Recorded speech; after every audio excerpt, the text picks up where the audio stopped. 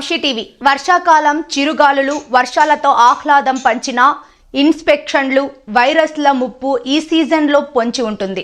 వాతావరణ పరిస్థితులు మారడంతో జీర్ణ సమస్యలు, రోగనిరోధక శక్తి తగ్గిపోవడం వంటివి తలెత్తుతుంటాయి. నిర్దిష్ట కూరగాయలను తీసుకోవడం ద్వారా వర్షాకాలంలో ఆరోగ్యాన్ని మెరుగుపరుచుకోవచ్చని పోషకాహార నిపుణులు సూచిస్తున్నారు. పోషక విలువలతో కూడిన కూరగాయలను నిత్యం తీసుకోవడం ద్వారా వర్షాకాలంలో తలెత్తే అనారోగ్యాల ముప్పును నివారించవచ్చు. ఇక వర్షాకాలంలో కాకరకాయ శరీరానికి ఎంతో మంచిది.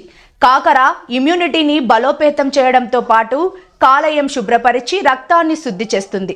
ఇక ఈ సీజన్లో సొరకాయ కూడా ఎంతో మంచిదని న్యూట్రిషనిస్టులు చెబుతున్నారు. సులభంగా జీర్ణం కావడంతో పాటు జీర్ణ సమస్యలు దరిచేరకుండా ఉంచడంతో పాటు ఇందులో నీటి శాతం ఎక్కువగా ఉండటం వల్ల శరీరం హైడ్రేట్ గా ఉంటుంది. మరోవైపు సొరకాయ తరచూ తీసుకోవడంతో మలబద్ధకం నివారించి అజీర్తి, కడుపుబ్బరం వంటి సమస్యలు దరిచేరవు. ఇక వర్షాకాలంలో తీసుకోవాల్సిన కూరగాయలను పరిశీలిస్తే కాకరకాయ, సొరకాయ, బీరకాయ, పాలకూర, మెంతికూర, మునగ, క్యారెట్, బీట్రూట్, గుమ్మడికాయ, బెండకాయ.